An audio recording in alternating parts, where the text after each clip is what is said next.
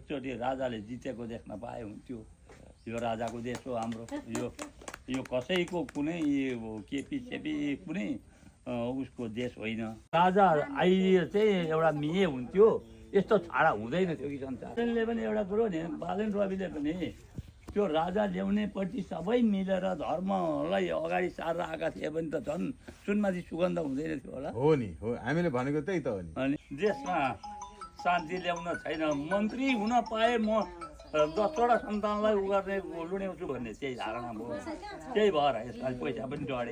अब राजा चाहिँ ल्याउनै पर्छ भनेर उठेको है म चाहिँ।